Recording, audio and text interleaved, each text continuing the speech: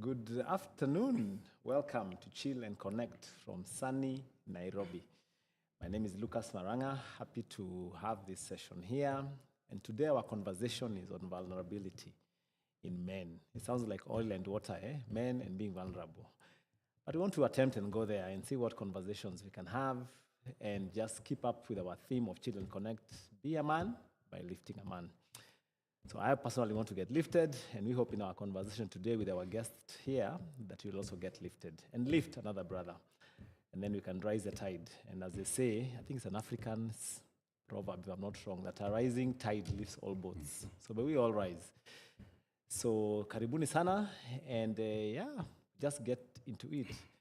Today, our guest is like a celeb. Let me call him a celeb, whether he accepts or not. You know, those guys you see on TV are like, "Hata mimi siku moja bwana, I want to wear a bow tie and look cool like this guy." Derek Banga, karibu sana Derek. Really happy to have you here, and thank you for allowing me to enjoy you.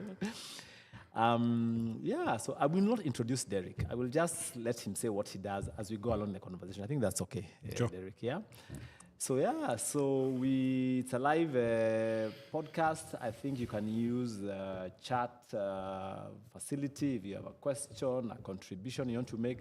But then again, this will also be uploaded on the Chill and Connect YouTube page.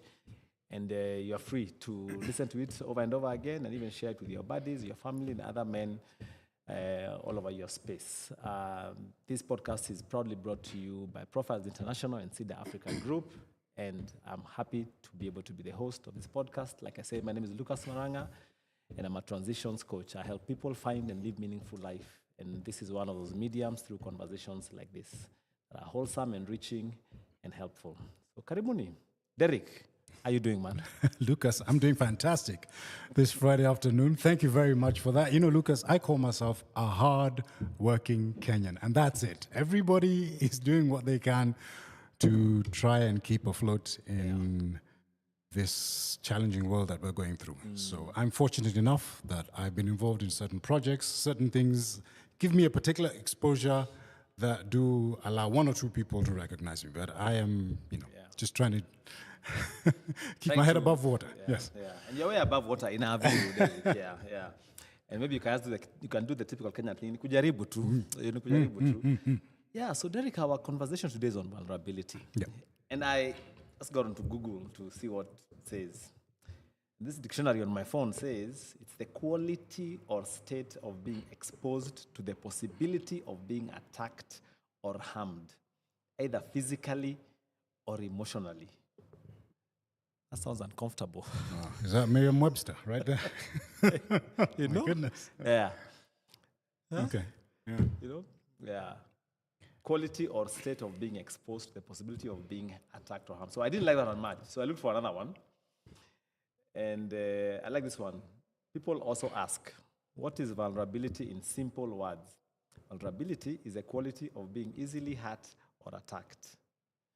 Okay, so it looks like whatever definition you look for, even to our dear ladies, how can we reap the benefit of being vulnerable?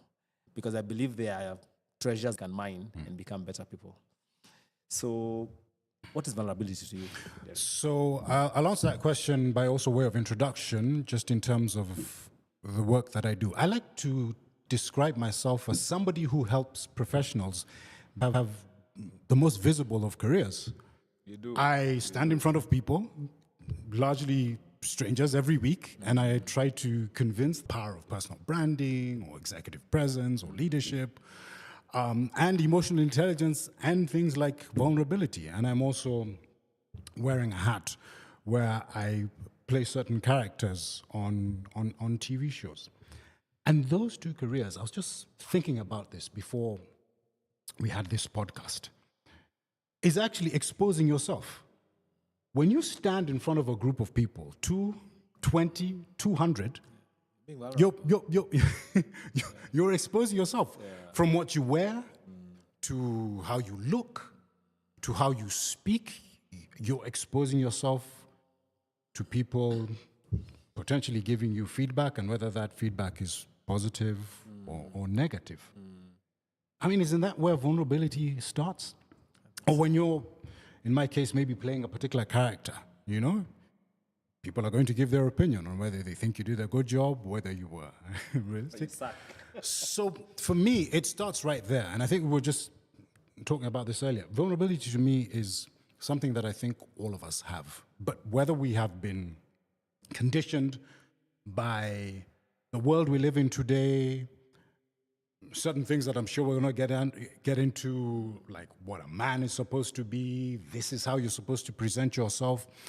But all of us have that innate ability to open ourselves up for scrutiny, for feedback, and it's risk taking. And I think the more that we can tap into that superpower, it really is. I was thinking about this. It is a type of superpower, because if you look at successful leaders today, or leadership today, the way it is seen, and there may be a few exceptions. I'm not painting every leader with a broad brush, but they have tapped into this vulnerability, which allows them to connect with a particular target market, shall we say, and this has helped them to become successful at what they're doing. So to me, that's my opening salvo as far as what I think vulnerability is. It's something that we all need to start thinking about and think about intentionally, so that we can sort of tap into it and say, okay, so where can we expose ourselves to particular audiences in order for us to further perhaps the professional and personal goals that we want to achieve? Thanks, Derek. You said, and I like what you said, vulnerability almost equals, it's a superpower. So if it's a superpower, and of course, even like the definitions I read, that being attacked, it's being almost nothing positive. How then does, let me say a man, because I guess Chill and Connect focus a lot on men.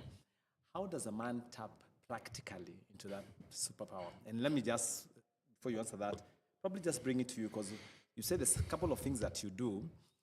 It's almost a requirement to some degree, for that flavor that is Derek to come out. How can a guy tap into that superpower? Especially when you're coming with baggage. Maybe I tried to expose myself one day and I got a really good hammering, and so I cannot even dare go there. How do I rise above that? Is it trauma? Is it negative self-talk? Is it whatever it is? I think as a man, particularly in this part of the world, we've been taught that maybe strength means silence, means not showing your quote-unquote weakness. I'm using the air quotes here. But it's actually the reverse. If you are able to say, I need help, this is where I'm struggling, can I get your input here? I would love to get your feedback. You're actually now opening yourself up, yes, potentially to people who might ridicule you, sideline you, malign you, take advantage of you. But let's approach this from the viewpoint that people are well-intentioned, and we start there, right? And somebody who is honestly going to give you feedback, right? Let's talk about some person who's closest to you, your partner, family member, who has only the best wishes for you. And if you were to ask them for feedback on anything, they're generally going to give you feedback which is going to help you and not want to bring you down or tear you apart. So how about we start there? That was your question, Lucas. Where can men start? Go to the people whose opinions you value, whose opinions you trust, personally or professionally. And you can even word it in such a way and say, hey, listen, I'm really looking for honest feedback, or I'm looking for an opinion on something. Would you be able to help me out? And I think if we start there, then maybe this can help us begin to activate that muscle. That superpower. You're talking about it as a muscle, and like that kind of picture that it's a muscle that you work. You know, you go to the gym, whatever. And I think it's harder in this corner of the world because, again, maybe in the West it's easier. You know, I used to see guys crying even in movies. Like now, if you when you act, have you had a scene where you are crying? Oh, yes. And I'll actually tell you how. Sorry, let me just quickly. Do you know how? Okay, how not we, but how I certainly do scenes like that where I have to be really emotional and cry. I think of traumatic experiences in my life, Really? and you begin to think about them, and you even do it maybe an hour before you're supposed to do the scene. So by the time you get to do the scene, you're really thinking about this thing that was not Really? was not a really good thing in your life.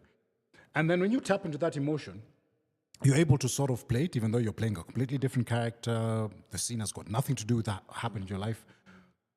But absolutely, crying on set in front of other people is exposing yourself and being vulnerable. That's a great, yeah. I remember during COVID, I lost a friend of mine, and so the morning of his funeral service, it was a crazy time. You can't go for a funeral. I mean, it was just horrible. So when I'm sitting in my bedroom, it got the better part of me. Like, hey, yeah, this guy won't see him again. So my son came into the room, and he looked at me like a ghost, like, And even way months later, he's like, "Dad, you remember that day you cried?" So now that we're having this conversation, is this occurring to me? Am I showing him that box your vulnerability? Because why did it stand out for him so much that he saw his father cry? Yeah, it's interesting you say that, Lucas, because they say from the mouths of babes, the truth comes out. And babes meaning young children. I mean, I don't know. Have you ever asked your son for feedback on anything? And he'll tell you the truth, right? There's something unvarnished about what he says. And it's brutal. And he's, right. Like slapping him. What are you saying? Go to your room, boy. Right? Yeah. But that is somebody who's giving you feedback with no agenda other than to tell you the truth. Yeah. This is what you're doing. I don't like it. Yeah. Yeah. And then if you're able to accept whatever feedback you get from your son, for example, and say, okay, he sees something that I don't see. We can even go we can go through the Johari window. There's a part of you that people see that other people don't see, but you're getting some feedback, and you can say to yourself, oh, actually, yeah, maybe there's some truth to that. And then that helps you sort of either modify your behavior or change something about how you react in certain situations. So starting with those people who are closest to us, I mean, do you get that sort of feedback from your partner, for example, from your wife? She doesn't hold back. Yeah. And I think for me, what that does, it's now, and it's probably still a work in progress, but I need to see this is coming from a good place. Yeah, because these are people who have my back as I do theirs. But still, we want to tell me all the nice accolades, not like, here you suck, And so it comes, and so I'm learning, and I don't think I've done a very good job to be comfortable with it, because oftentimes I get defensive, even in other close relations. And maybe back to the question I asked about how can we work this muscle, I'm telling myself, and I'm just realizing it now, how then can I learn to accept what I don't want to hear without catching feelings? Because I catch a lot, and now that clouds whatever. I don't know. Is it an upbringing thing? Do I blame my mom? I don't know. I think you and me are wired the same. I also have, not that I wear my heart on my sleeve, but I am sensitive. What do they say about those love languages? My love language is words of affirmation. Is words of affirmation. That's what I want to hear. Yeah, it's one of them. The opposite of that, why are you telling me this? I feel really bad. But that also means that maybe vulnerability and resilience go in tandem, and I hadn't even thought about this. So that you need to develop some sort of resilience so that somebody is giving you feedback, but they're coming from a good place, but you are sort of resilient in terms of, okay, what they're saying is not going to make me crawl into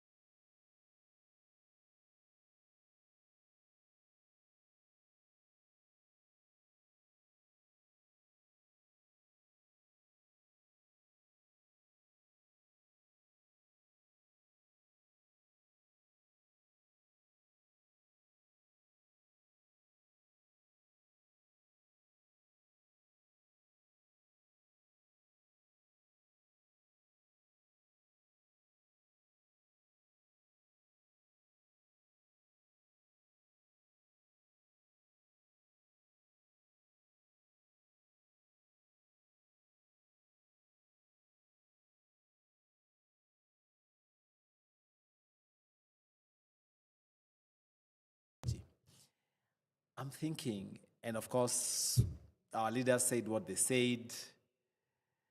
Are there places that vulnerability shouldn't appear? This is politics. This is public service. Are there places whereby it has more harm than good? So let me get this straight. At that prayer back, who are honest, that is absolute emotional intelligence right there. But you have to pick and choose your administration. And actually, he's one of the things he's famous for is he led the raid that got bin Laden, but opened himself up for criticism or feedback. Now, generally, and particularly in a top-down, you don't think it's true, it's not. Yeah. But he did that because he wanted these fellow generals around him to give him feedback and say, hey, you know what? We either don't agree with you, or why are you saying this? And he opened himself up. He would reveal personal facts about himself because he wanted people to respond in such a way. And this helped when the rubber hit the road. And on that day, when they were going to get bin Laden, there were things, for example, that didn't go necessarily the right way. And the generals were able to question him, even though he was he was the one in charge. The one in charge. Yeah. Because he had opened himself up. And people felt safe around him. It was actually a form of psychological safety, if you will. So for me, a vulnerable, think about it. If somebody who's a leader or a boss let's use the most maybe vulnerable of emotions, can cry in front of you, right? I think that is somebody that you can go to and give certain type of feedback versus a person who is stoic, hard, doesn't want to hear anything, will not, have you question his authority. Okay. So that's the link that I'm making, yes. Okay. Mm-hmm. So when you think about the benefits of being vulnerable to a man, number one, you just said, is people that work with you or for you, you're more approachable. Mm-hmm. Makes you more approachable. Is that correct? So it makes you more approachable, more relatable, more. You're a warmer individual that way. But I'm just now trying to bring it into this African Kenyan society that we live in. Just kawaida how we roll,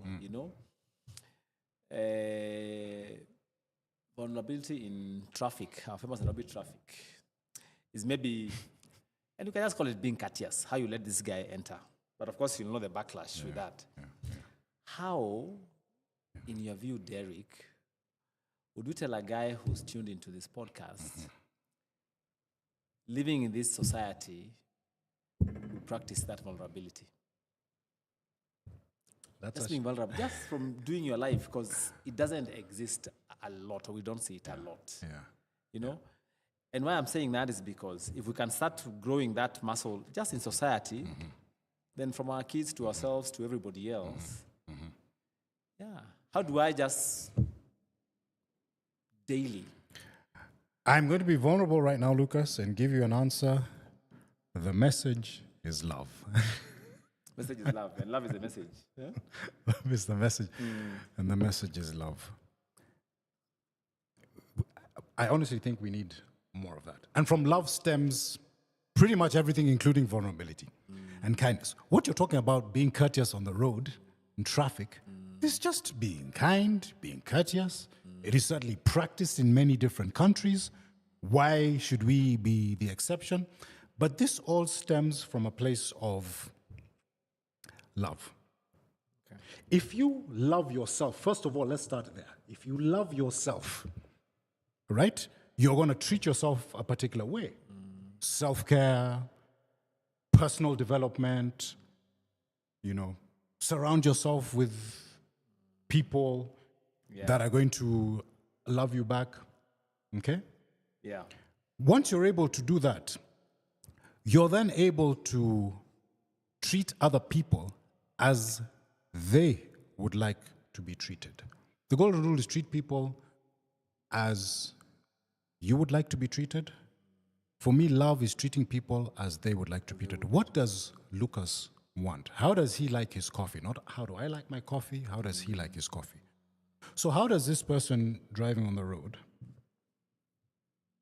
want to be treated. And that one, for me, in fact, comes from reframing the story, creating a story, right? Yeah. Somebody's driving on the road, they seem in a rush. The story could be, oh, maybe he's rushing home, there's an emergency, or, he has an important meeting, so I'm just going to let him go past. Yeah. But that stems from a place of love. But you have to love yourself first in order to love other people. I think, and you see, sort of, I'm trying to tie the thread here. If we love ourselves and then we're able to love other people, then we can be vulnerable and we can be open with other people. Because you open yourself up comes from a place of genuine love for other people. But Derek, that sounds like I know. 10th floor of a building, and we're in basement 3, not even ground floor. Looking for So how do I go through all these floors? And these floors represent the times I may have attempted that and gotten the short end of the stick or been punished severely. So I'm bebaing this, like, hey, and I built this 10-foot razor wire. Okay. How do we begin? Is it climbing the wall or bringing the wall down? All right. I don't know which one is easier. Specific is terrific, and I can only use my own examples for this, right? And this is a podcast largely intended for men, right?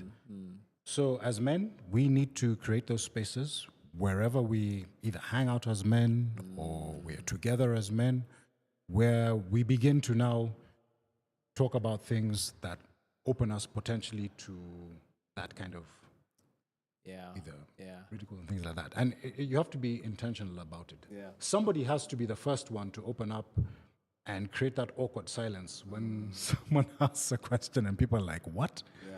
We don't discuss this around here. Yeah. And then I think it flows from there. It does. I really do. I remember last year we had a Chill and Connect in-person event at Capital Club.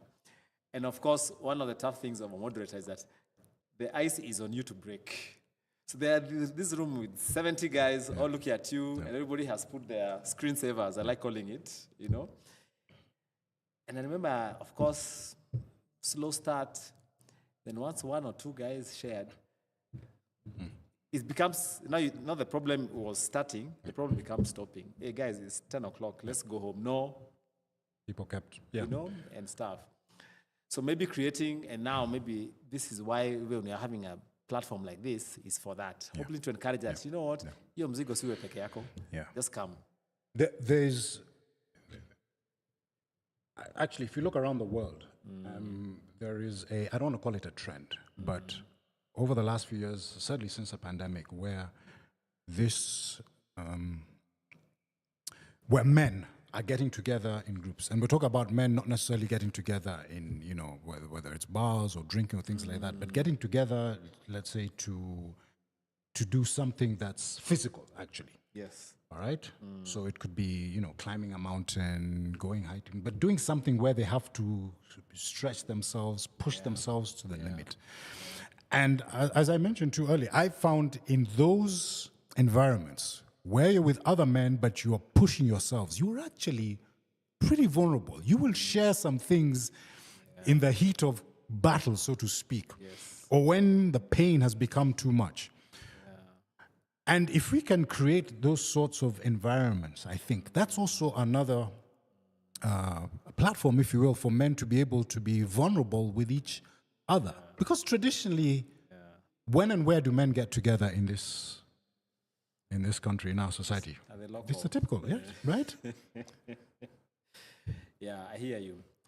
2021 is the year my dad died. And I remember I started hiking. Yeah, I've always loved the outdoors. And since then, there are conversations I've had with strangers. Walking up Abadea somewhere. There you go. I remember this particular mzee, he said things, I mean, I won't say them here, but he said things, and I look at him like, first of all, he's a white man. He's a mzungu. He's not even someone who... And I'm like, are you confusing me with someone else? And so I'm like, no, I mean, you've asked me a question, let me share with you. And I think that is what I was doing this, and that hiking has helped me kind of deal with Mzee being away, but also getting into conversation, and I'm just emphasizing the point you've made. If I was to meet this guy at Java, how dare you even ask me such question? Who are you? But here, how we say, sema itoke. And it came out. So maybe the thing is for guys to find more friendly or comfortable spaces to fungua roho. Yeah. Friendly. But when you say friendly, you mean like what? I mean, friendly is the local is a friendly place. Or I mean, conducive. I don't know, yeah. I think push it even further, Lucas. I'm really on that thing of challenging. When you're climbing that mountain or hiking that hill and you're on the 10th mile or 12th mile or something like that, I wager to say that's when people are opening up, maybe. Yeah. At least that's what I found in my experience. So again, an environment where there's a little bit of something that we're going through together as men. We're achieving a goal together, right?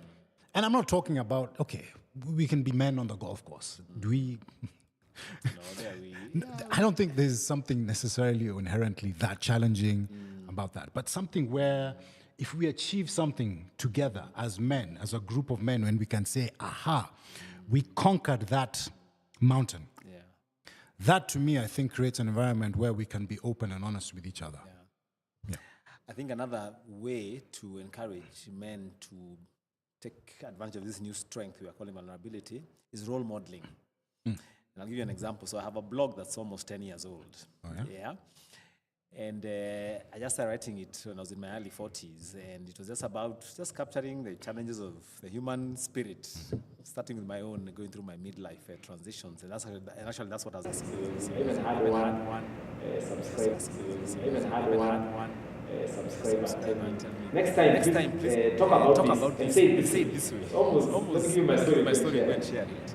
So maybe I might be a role model. That's more I hope I am. Somebody.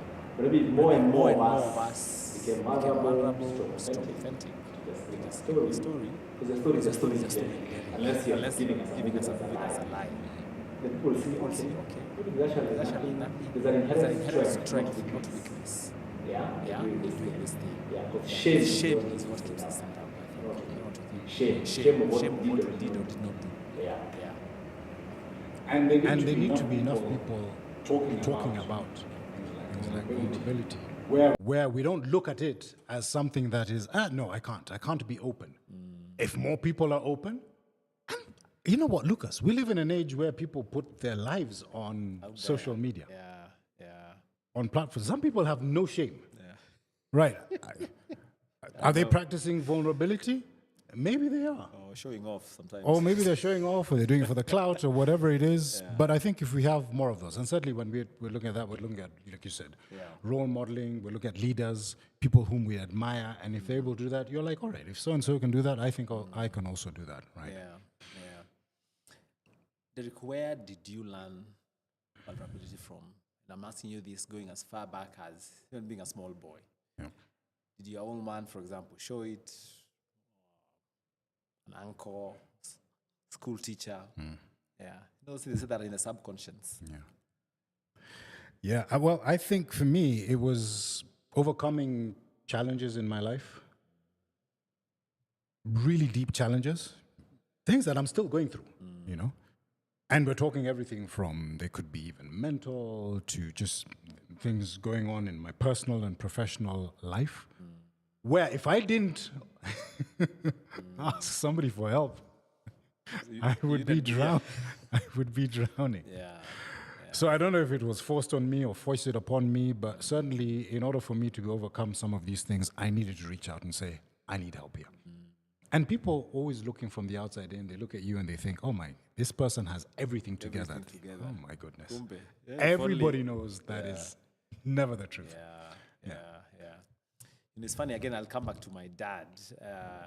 For the number of weeks he was unwell before he went to hospital and then subsequently passed away.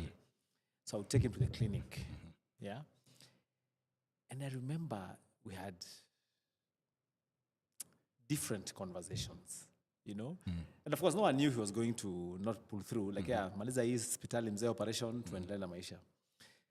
And when I look back, and here I'm talking about an advantage of being vulnerable, when I look back, when standing there at St. Andrew's Church, reading my tribute to him, I didn't feel a heaviness of, I wish I had said some things. Because when I would pick him up from his house to the doctors and back, we had conversations. There you go. So that to me was a gift of vulnerability with my mzee. Like, like he's lying in this box now, he can't hear me. But tumesema yote, we are good, you know? Yeah. And imagine how much harder would it have been if like I had this unresolved or stuff I needed to say and it's no longer there. And maybe the thing is just, let's travel light. If you need to say it, if you need to show it, just do so. Yeah. Yeah, that is such a powerful testimony that you've given there, Lucas. Yeah, because how many people stand there and they regret and say, I wish I had said this. I wish I'd had this conversation with somebody beloved that they've lost. So good on you. Yeah. Yeah, and then in the work that I do, coaching folks through transitions, it's almost a requirement for a successful transition, being vulnerable. Because you have this person who's at the top of the ladder in his corporate and now he's leaving. He doesn't know, number one, what to do next. That's being vulnerable. Because you are this high impact individual who everybody looks up to you for direction, but now you need direction yourself. So coming and saying, let's do this. But here's the thing. I find women more willing to come and say, I don't know, I'm a deer in the headlights. Help me through this transition. But chaps, you have to like break layer versus layer versus layer versus layer for him to say, enyewe nisaidie. Yeah. I mean, isn't that the age-old difference between men and women? Like women supposedly are more open and vulnerable. They will talk a little bit more, and men have to put on this facade. But Lucas, we live in an age, I think, where a lot of these so-called gender roles, I think, are being blurred. Certainly being challenged. Yes. In a positive sense. In a positive sense. You talked about role models. So there's the role models that come from maybe, shall I call it, the manosphere, who want the traditional sense of masculinity. But there are people who are on the other end, who are, shall we say, equally successful, who are showing that, I can open up and talk about the difficulties or the weaknesses that I have and still be successful. And in fact, it actually makes me more relatable. Yeah. And it's not being, it's purposeful honesty. You know, there's brutal honesty and there's purposeful honesty. Because it's serving a greater purpose. Yeah, go ahead. No, I was just going to say, Liz, I don't know if you have any questions or any comments. Nothing? Yeah, okay. I don't know, I just want to keep this short and sweet and bring it to a close. Derek, what would you tell our fellow brothers? Almost one or two things they can take away on this Friday evening that will make their lives more rich and beneficial to them and to others if they adopted vulnerability. Okay, I'm going to use a formula that I call the CASH formula. It is cash with a K. All right? Cash with a K. Cash with a K, K-A-S-H. And this is what I hope everybody can sort of begin to practice. So K is the knowledge. So conversations like this, we're having this podcast. It's 1 hour. Certainly, we've not exhausted this topic, and these conversations are being had all over. Yeah. Go on YouTube, pull this up, and begin to acquaint yourself, particularly with topics like this, like vulnerability, which for some people, men certainly will be like, really? But you'll be surprised at how many people are talking about this. Next is A for attitude. So reframing that story that you tell yourself. That story that you tell yourself that, I can't, me siwezi, real men don't do this. Well, first of all, when I hear that real men, what's a real man? First place. Really? Yeah. Reframe that story of what a real man is. There you go. What is a real man? So just start looking at things a little bit differently. So changing your attitude. Changing your attitude. It starts not from within. Now at vulnerability as a shameful thing, as a weak thing. No. Yeah. It's not a weakness, certainly not. And then the S is a skill. So this is a muscle that you have to go to the gym and start working on. You've got to start practicing it. Schedule when you're going to do this. Schedule things in your part. I mean, it could be anything from as cringy, I'm using the word cringy again in quotes, from, all right, every Thursday evening, we're going to sit down and look at each other and be open and say 2 things about you that are open. I mean, it can be the dreaded thing, we need to talk. We need to talk, right? Run away. But if you start doing this thing on a regular basis, then it doesn't become that difficult. I'm able to go up on stage and talk about things that have happened in my life, expose certain things in my life, so that it's not, I don't even think twice about it. I'm used to being open because I do it all the time. I'm always speaking in front of people and sharing my personal stories and sharing things that have happened to me and sharing embarrassing things. I've even been caught on, speaking in front of people and I haven't zipped up my fly, and you'd think, oh my God, that is it. I am going to commit harakiri, right? I am going to die in shame. But to me, it's all right. It's a little snafu, but life goes on.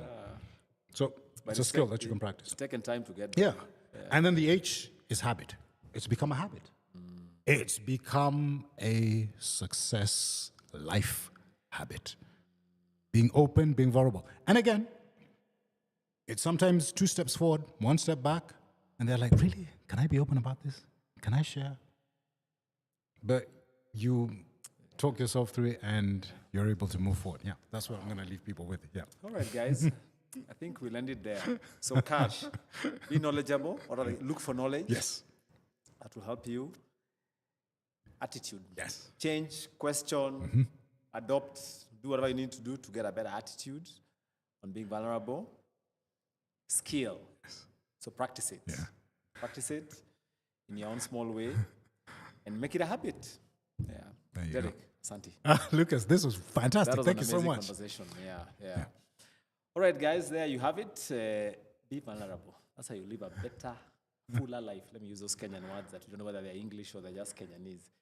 So thanks. This will be uploaded on our Chill and Connect YouTube page. Please, let's keep interacting. Put your thoughts, your remarks, and see you next month in our next podcast. Asante sana. Remember, be a man by lifting another man. Asante. All right.